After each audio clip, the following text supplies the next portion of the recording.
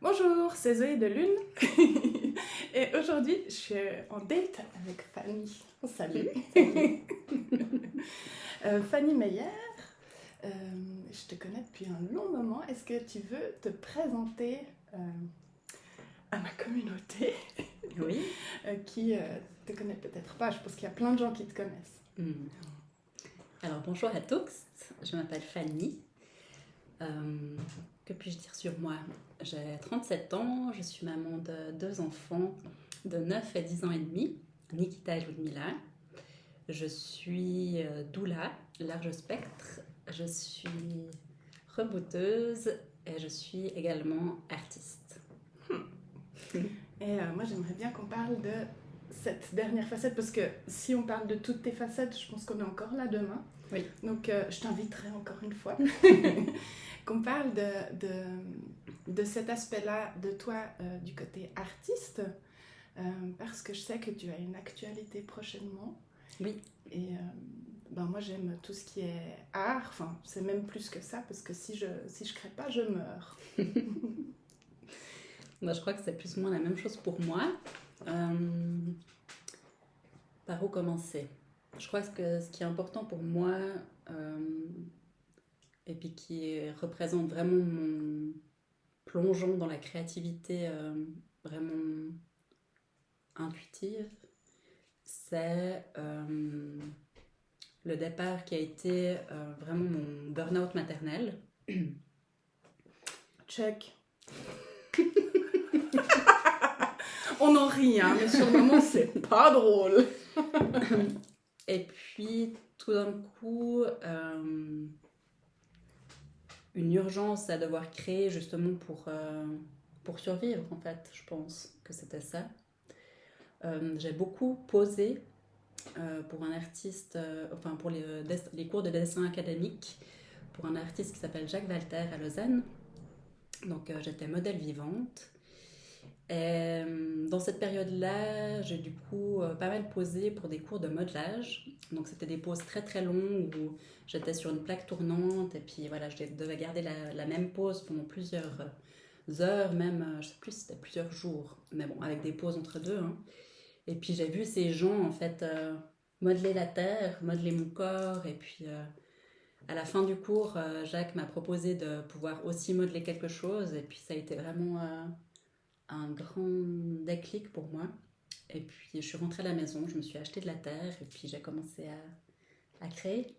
Wow. Voilà. Nous, on s'est rencontrés plusieurs fois en fait avant de j'avais envie de dire de dater régulièrement, de relationner comme on le fait maintenant. Et notamment à l'école d'art appliqué. Oui. Donc c'était il y a plus de 20 ans.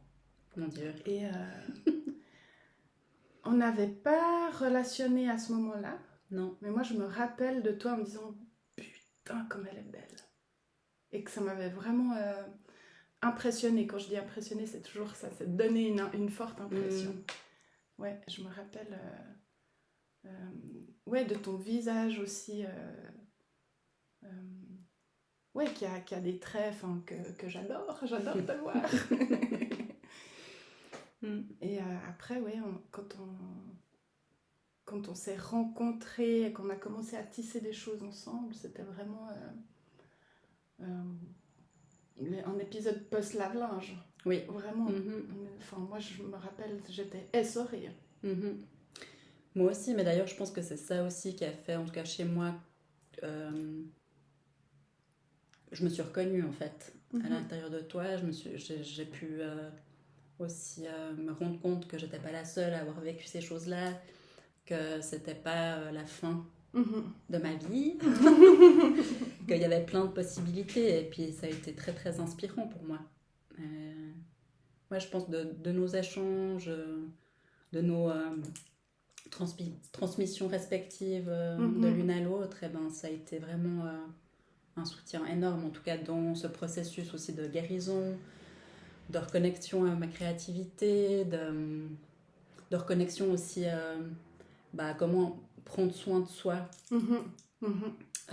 pour aller mieux, de cette indépendance, autonomie dans les soins, dans le self-care en Mhm. fait. Ouais. Je me rappelle que tu cherchais des modèles pour un projet qui a pas vu le jour, mais comme plein de projets artistiques, hein, c'est ça. Moi, je me rappelle de mon maître de céramique qui disait, mais les projets artistiques, chaque projet, c'est comme si tu avais une canne à pêche que tu lances, puis tu regardes si ça mord. Et moi, j'ai aussi plein de projets qui ont pas vu le jour. Et ce projet-là, c'était sur la maternité, mais pas le côté de « Oh, quel bonheur, je suis mère !» Oui, bah ça arrivait, je pense, ça arrivait au même moment justement de mon burn-out maternel, qui est arrivé en fait juste après la fin de mes études de doula. Et j'avais eu justement ce projet de vouloir photographier des femmes qui étaient devenues mères et puis de partager leurs témoignages en fait sur la réalité de leur vécu sans cacher les choses. Et puis effectivement, ça n'a pas vu le jour. Après, moi, je pense que malgré tout, ça a vu le jour sous d'autres formes parce que ça m'a apporté le fait que je t'ai rencontré, que j'ai pu rencontrer d'autres personnes. Enfin, ça m'a fait vraiment beaucoup cheminer aussi sur mon propre vécu, etc. Puis de libérer la parole autour de ça, dans tous les soins que tu donnes, les fois où j'ai pu donner des soins avec toi. Ouais, c'est hyper important de libérer la parole sur la face cachée aussi des événements. Et puis là, alors, ces temps, je suis très jalouse. Derrière la jalousie, ce qu'il y a, c'est l'envie en fait. J'ai envie de faire comme toi. Tu es invitée à faire une résidence en Valais. Oui.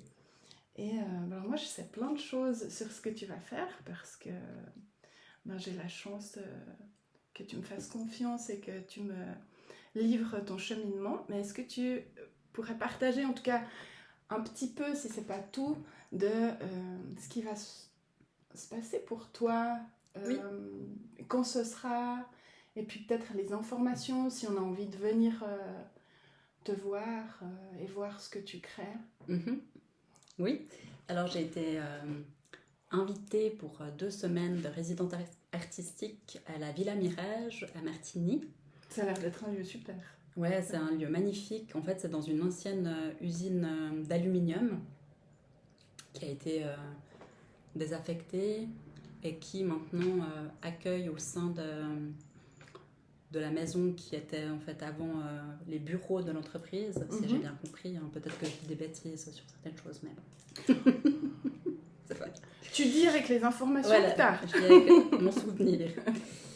C'est en fait un collectif d'artistes, avocats studio, valaisans, qui ont repris du coup cet endroit pour créer un lieu où il y a des ateliers partagés, où les artistes justement peuvent aussi louer une place par mois et bénéficier de toutes les infrastructures autour.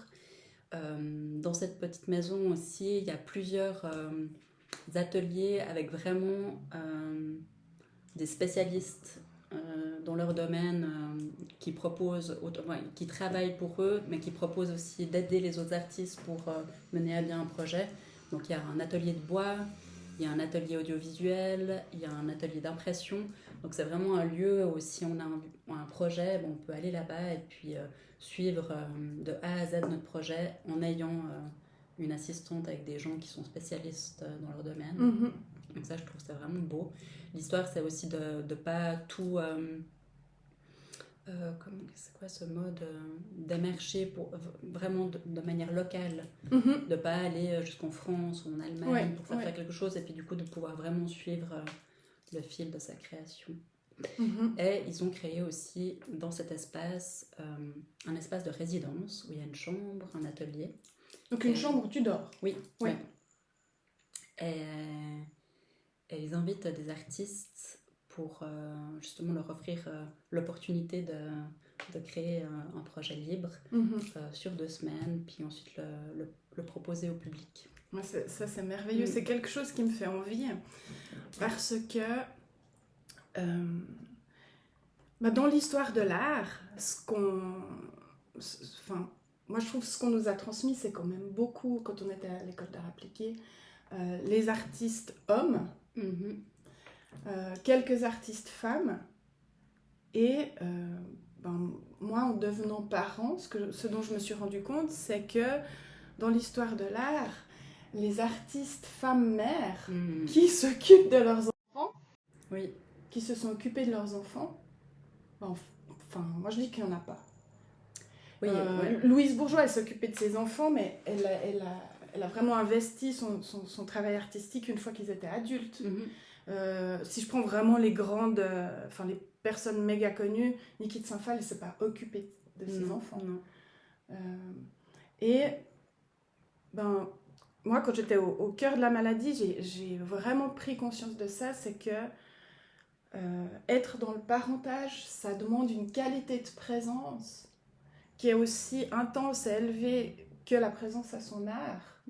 Puis que les deux choses, en fait, ça frotte, quoi. C'est inconfortable, et puis je trouve que c'est vraiment difficilement conciliable, parce que c'est comme une dévotion, c'est une dévotion à une tâche sacrée et à une autre, puis de faire les deux ensemble, moi je me suis retrouvée presque aliénée, quoi. Je perdais la boule, je savais plus comment je m'appelais. Là justement, cette résidence, donc du coup j'ai été invitée par Cécile Giovannini, et elle m'a bien expliqué justement que c'était aussi un lieu où les enfants étaient les bienvenus. Donc il y a plein de choses qui sont mises en place pour que les artistes qui vont par exemple louer une place par mois, il y ait justement cette ouverture pour que tous soient bienvenus, qu'importe la génération. Et puis là, durant la résidence, si j'ai envie d'avoir mes filles avec moi le week-end, il n'y a aucun souci. Enfin, du coup, il y a vraiment quelque chose aussi qui est mis en place pour que ce soit inclus, et puis aussi respecté, valorisé, et puis reconnu. Oui, ça commence à émerger. Maintenant, je commence à voir des résidences où on a le droit d'être parent. Oui, ouais.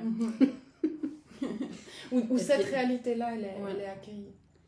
Mais c'est vrai que du coup, ça donne la possibilité tout d'un coup aussi pour moi de m'isoler, ce que j'ai jamais eu depuis que je suis devenue maman. Ça fait 10 ans et demi maintenant, où tout d'un coup, j'ai un espace de création qui ne va pas être interrompu par une demande de mes filles ou par de la charge mentale en lien avec la gestion de mon foyer, la gestion de leurs horaires, la gestion de leurs soins, etc. Et puis c'est vrai que ça... c'est très précieux, parce que, comme tu disais, c'est des choses où ensemble, c'est vraiment difficile. Parce que finalement, quand on se met dans quelque chose et puis qu'on est tout le temps interrompu par une demande extérieure, ça bloque et puis ça ralentit le processus. Moi, je me rappelle, dans les premières années où je me disais, j'ai l'impression que ça fait 4 ans, 5 ans que j'ai pas pu aller au bout de ma pensée. Tu sais, ces fameux moments où tu vas aux toilettes, tu t'assieds, ça fait « Maman !» Et là, oh punaise, même là.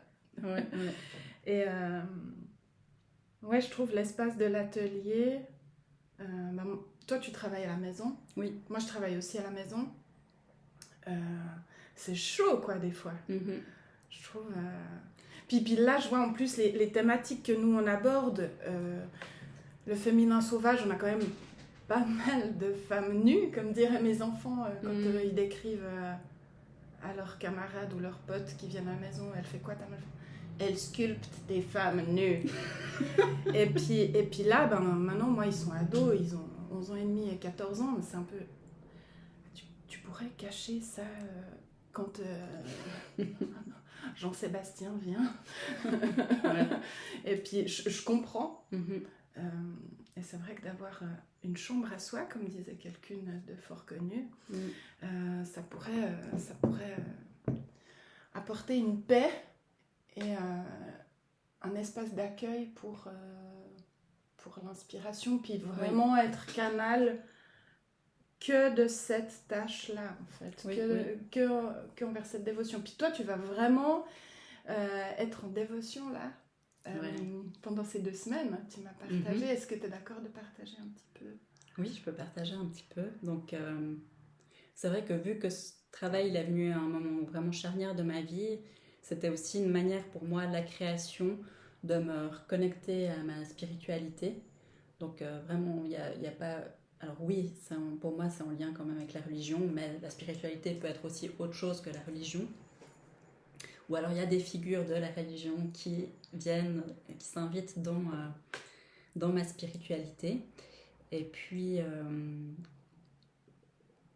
c'est vraiment quelque chose que j'ai depuis toute petite, en fait, où je crois. Et puis, j'ai toujours prié. Je me suis beaucoup fait accompagner par ces énergies-là, surtout celle de la Vierge. Et j'ai toujours été fascinée, en fait, par... D'ailleurs, en Valais, les chapelles qu'on peut rencontrer dans la forêt, dans les promenades. Et il y en avait une en particulier qui était à Champoussin, quand je descendais de mon chalet après les vacances ou les week-ends, que je croisais régulièrement et qui a été pour moi vraiment, je sais pas, une vraie rencontre, en fait, je crois, avec cette figure-là de la Vierge. Ça veut dire quand tu allais au chalet, t'avais Marie qui t'accueillait, puis quand tu partais, tu lui disais au revoir. Oui. Et ça m'a toujours fascinée. J'ai toujours été fascinée, éblouie en fait devant la beauté de l'art qui a été créé autour aussi de ces figures-là.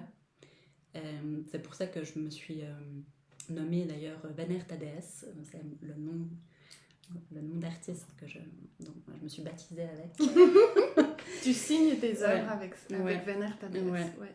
Et puis, c'était vraiment une manière de me reconnecter à ma spiritualité et d'inviter les personnes autour de moi à faire de même et à créer en fait un peu leur univers. Et donc là, l'idée, c'est de recréer une chapelle en l'honneur de la Vierge Noire et de l'honorer, d'honorer mon chemin, d'honorer mes croyances, d'honorer mon corps, d'honorer mon art, ma créativité. C'est tout un chemin un peu de création-guérison. Ouais. De relier à ces énergies. Oui. Peut-être que parmi la communauté, il y a des personnes qui ne sont pas au fait de ça ou qui n'ont pas encore conscience de ça. Mais moi, pendant longtemps, j'ai eu de la peine à être dans la foi jusqu'au jour où j'ai découvert cette spiritualité féminine avec ces images féminines. Je sais que à l'école, par exemple, je sais pas, je devais avoir 10 ans, tout à coup on a étudié les dieux grecs, puis il y avait des déesses, puis tout à coup j'étais là, ah waouh. C'était quoi, en 2019, je suis allée écouter une conférence de Starhawk qui était venue à Lausanne. Starhawk, c'est elle s'appelle la vieille sorcière moderne. C'est une nana qui doit avoir 80 balais maintenant, qui est américaine et qui travaille beaucoup autour de la spiritualité de la déesse et de l'écoféminisme, de la permaculture. Je vous mettrai des liens. Et elle parlait vraiment de la déesse, puis elle en a parlé tellement clairement et sans timidité, parce que, ouais, la déesse, en disant, mais comment, quand tu es incarné dans un corps femelle, tu peux t'identifier? C'est tout des modèles masculins. Puis après, quand tu ouvres cette porte de la déesse, moi j'ai trouvé ça dingue, quoi, quand tu as Clarissa Pinkola Estés avec Femme qui court avec les loups, ou tout ce qu'elle a écrit sur la Vierge Noire, le fait que les églises ont souvent été construites sur des temples qui étaient en l'honneur de la déesse, dans les pays nordiques, notamment en Irlande et en Angleterre, avec toutes les Shilanagig, qui sont des petites déesses qui se tiennent la vulve écartée comme portail entre les mondes. Et ça devient un truc tellement puissant, puis tellement organique, je trouve, qu'il n'y a plus... Je sais pas si tu as ce souvenir-là aussi, mais moi, quand j'expérimentais au tout début ma spiritualité, j'avais l'impression de tout le temps partir dans les étoiles. De chercher un bien-être, genre par là-bas. Et depuis que je marche sur ce chemin, disons, qui est plus inclusif, plus ouvert, etc., je trouve que c'est des comment dire, des fils de spiritualité qui sont vachement plus terre à terre, vachement plus organiques, justement en lien avec le sale, avec la boue, avec les plantes, avec le sang menstruel, avec le sauvage, avec ce côté sombre aussi de la gorgone, enfin toute cette puissance brute et pas, comment dire, enfin, quand on voit la Vierge dans la mandorle, alors elle est délicate, etc. Je ne sais pas exactement de laquelle tu parles, parce que tu dis la Vierge noire de peau, donc j'imagine. Oui. C'est quoi quelles sont ses spécificités? Pour moi, tu dis? Ouais. Bah pour moi, c'est vraiment une figure qui représente le tout, en fait. Qui a justement autant ce côté soutenant, maternant, doux, et en même temps, elle a une force, une puissance, aussi toute une partie d'ombre. C'est pas que lumière. Enfin, pour moi, c'est vraiment une figure qui accompagne justement de manière, je sais pas, globale, en fait. Et puis elle peut être tranchante. Elle peut être tranchante, ouais. Moi, j'aime bien justement parce que si je me souviens bien, il y a justement plusieurs figures comme ça, plusieurs déesses qui finalement, quand on cherche un peu dans les bouquins, ben, on se rend compte que c'est les mêmes. Ouais, c'est le même archétype. C'est le même archétype, et puis c'est la même personne, seulement on l'a nommée différemment. Selon la culture. Donc la Vierge noire, son origine? Alors, il y en a plusieurs, mais il y a par exemple Sarah. Ouais. C'est la Vierge des voyageurs, des gitans. Mais c'est la fille de Jésus, Sarah? Ou c'est une autre? Je sais pas. Je sais pas. Moi, ce que je sais, parce que je sais que j'étais prêtresse du cul il y a très très très longtemps dans une autre vie, donc genre temple d'Isis, etc. Je le sais, j'ai pas vérifié, mais c'est intuitif comme ça. Je sais que Marie, la mère de Jésus, et Marie-Madeleine, la femme de Jésus, elles étaient prêtresses d'Isis. Pas dans les mêmes sphères. Je sais vraiment que Marie-Madeleine, c'était dans la canalisation des énergies sexuelles et que c'est ça qui aurait permis à Jésus de faire ses miracles, etc. Et ils ont eu une fille ensemble qui s'appelle Sarah. Puis elles sont arrivées, Marie-Madeleine et Sarah, elles sont arrivées au Sainte-Marie de la Mer. Oui, là-bas, c'est ça. Ouais. Mais après, pour moi, la Vierge est noire, a toujours été noire. Oui, Jésus aussi. Voilà. Et puis du coup, je sais pas. J'ai perdu le fil. Non, mais à part ça, c'est vraiment aussi pour moi un retour aux sources et puis remettre en fait une nouvelle iconographie. Oui. Pour moi-même, surtout, pour me représenter cette image-là selon ce que j'ai envie de croire. En fait. Oui. Mais de t'y relier aussi, pour moi, c'est pas très important d'avoir des connaissances précises sur un sujet, c'est aussi comment tu t'y relies, quelles sont les sensations qui te sont évoquées, qui s'expriment en toi au moment où tu travailles avec tel archétype, en fait. Moi, je t'imagine te relier pendant 2 semaines à la Vierge Noire. Je suis sûre que tu vas avoir des messages qui vont t'arriver et que tu auras des informations que tu pourras recouper peut-être dans 2 ans avec d'autres écrits ou qui n'ont pas encore été évoqués à un autre endroit. Moi, j'ai beaucoup lu. Ces temps, je lis beaucoup moins parce que c'est aussi une autre démarche de chercher à l'extérieur ou de laisser venir de l'intérieur. Moi, ce pourquoi vraiment je le fais, enfin un peu l'étincelle qui a fait que je me suis dit en fait j'ai envie de faire ça précisément et pourquoi, c'est que je me suis rendu compte justement que j'avais beaucoup cru à ça, que je m'étais reliée beaucoup à ça enfant, à cette spiritualité-là et puis à ce soutien-là. Et que pour finir, il y a eu une espèce de coupure. Mais que maintenant, quand je regarde en arrière, je pense que j'ai toujours été accompagnée quand même. Enfin, je me suis toujours sentie soutenue et puis portée un peu. Et puis, pour moi, c'est vraiment aujourd'hui juste de reconnaître ça et aussi d'offrir quelque chose à cette énergie-là pour lui montrer que je la reconnais, pour lui montrer que je crois. Et puis, en fait, c'est tout un processus aussi pour que moi, j'ancre ces croyances à l'intérieur de moi et puis que j'arrête plus de toujours avoir peur ou de douter ou des choses comme ça. Et puis de juste, voilà, lui offrir ça pour, je sais pas, c'est comme un don contre don, en fait. Je vois vraiment ça aujourd'hui, maintenant. J'ai besoin de lui faire une offrande. Et puis pour moi, c'est ça. C'est beau. Moi, j'ai eu des épiphanies ces jours. Je nomme plus toutes ces choses-là des croyances, je nomme ça des savoirs, parce que c'est des choses qui ont toujours été connues et sues, et parce que les initiations, elles ont été coupées, on nomme ça croyance, mais c'est des savoirs, le lien à l'invisible, pour moi. Puis ça enlève justement ce doute et peut-être ce besoin de convaincre, ou je sais pas quoi. Et j'ai aussi une autre épiphanie qui était... J'ai ce truc d'être en dévotion et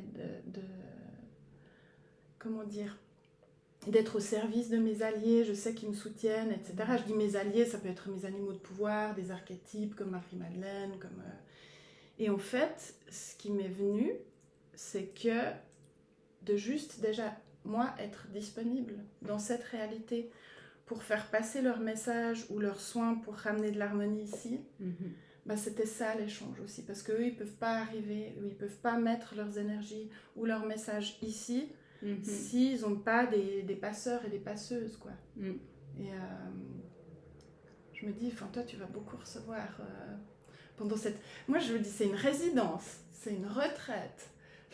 C'est dingue, ce moment. Ouais, c'est magnifique. Je me réjouis. Puis, ça va être de quand à quand? Alors, c'est du 18 septembre au 1er octobre. 18 septembre au 1er octobre. Alors, il y aura des portes ouvertes le 1er octobre. Et le 16 octobre, il y aura un vernissage avec aussi un concert de Lula, impératrice Destroy. Quoi dire d'autre? Il y a... il faut juste que je regarde la date. Il y a aussi, je propose une journée de soins dans la chapelle. Waouh! Ce sera le 29 septembre. Donc là, c'est des bains rituels, justement pour être tout proche de cette énergie de la Vierge Noire. Et puis, il y a aussi la patronne qui viendra, parce qu'on avait collaboré déjà avant avec des dessins que j'avais faits. Elle viendra faire une petite journée pour tatouer des dessins à moi, qui seront faits spécialement pour cette résidence-là. Et puis, c'est tout. Toutes ces infos-là, on les trouvera sur ton compte Instagram VenertaDS. Oui, exactement. D'accord. Je vais mettre le lien dans les commentaires. Je me réjouis beaucoup pour toi. Oui, moi je me réjouis beaucoup aussi. Merci. Ouais, moi là j'ai enfin eu un contact avec quelqu'un de l'église Sainte-Claire. Donc j'espère vraiment... mais ils viennent de changer de pasteur. Donc j'espère aussi pouvoir... Je trouve que, en tout cas pour nos travaux respectifs, ces lieux-là,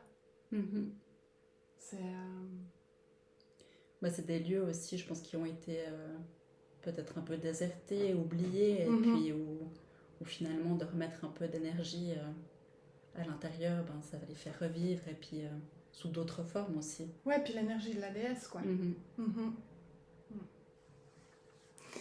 Est-ce que tu voudrais ajouter quelque chose? Non, à part merci beaucoup pour ce date. Ça m'a fait très plaisir. Et puis, à bientôt. Ouais, puis on te reverra pour ton activité de doula. On n'a pas décrit ce que c'était doula, mais c'est vraiment... c'est de nouveau être au service de l'humain. Oui. Ouais. Alors, des pouces bleus, abonnez-vous. Et puis, vous pouvez nous contacter sur nos réseaux. Je mets les liens en commentaire. Et à bientôt pour un prochain date.